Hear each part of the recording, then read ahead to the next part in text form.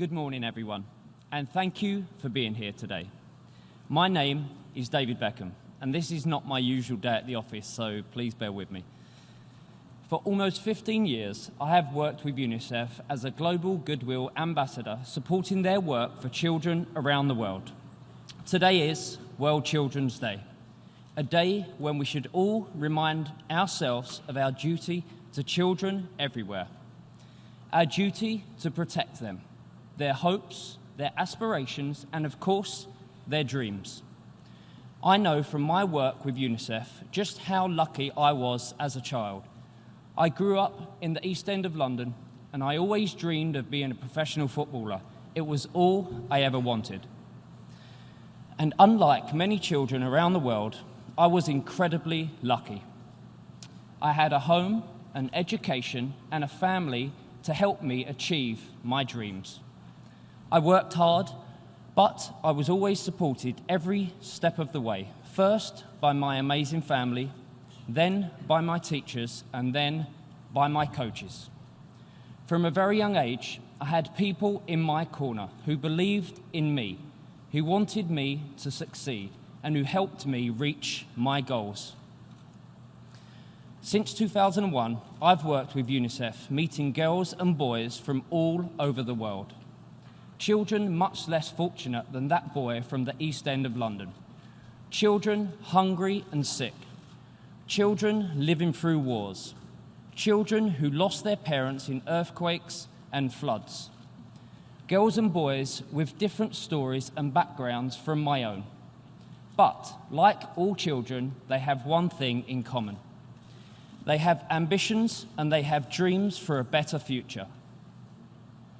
I have travelled to many places around the world with UNICEF and heard firsthand from children who are calling out for change.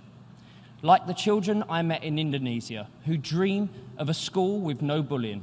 They are leading a brave program to help make that happen. Or the children I spent time with in a refugee camp in Djibouti who are fleeing violence and war. They dream that one day they will be able to return home to live in peace. I met boys and girls in Nepal who just wanted to go back to school and back to normality, to be supported to fulfill their potential after the devastating earthquake. I heard from young people in South Africa and Swaziland who deserve to grow up free from diseases like HIV.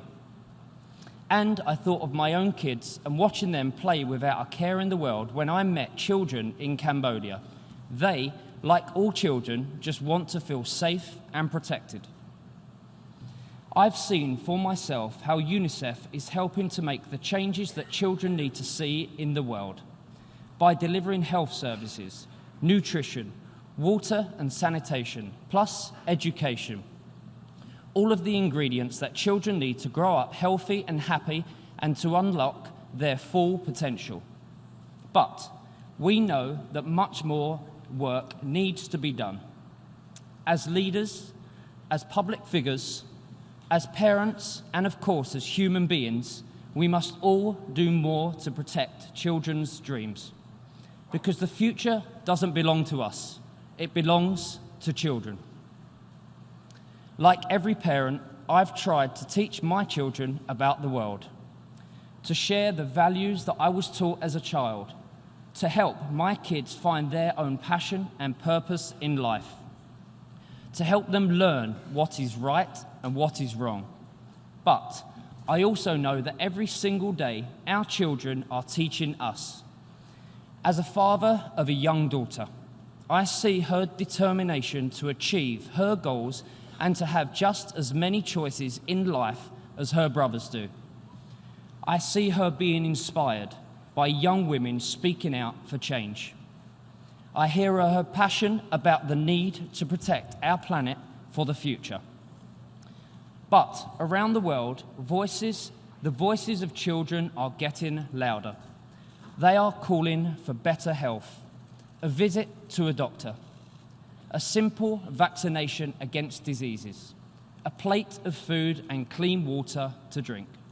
They are calling for a seat in the classroom, and the loudest voices are coming from girls.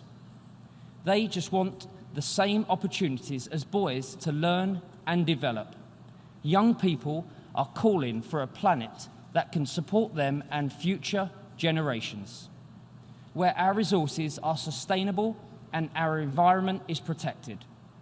And they are calling for peace, for an end to violence, an end to war, an end to the political and cultural divisions that destroy communities, tear families apart, and endanger children's lives every single day.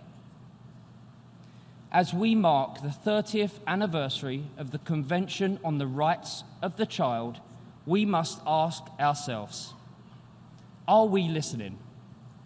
As adults, are we humble enough?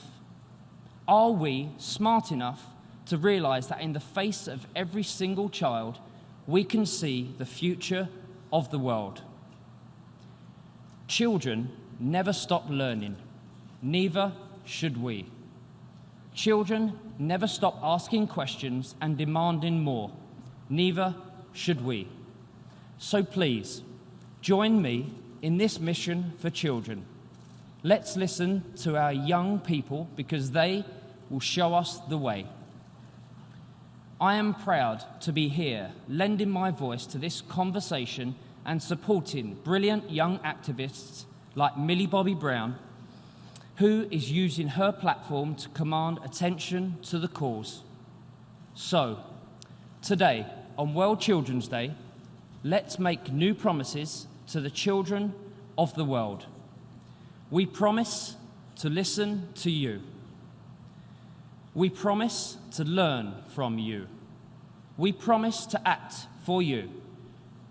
Together, we promise to work harder to protect your dreams. Thank you very much.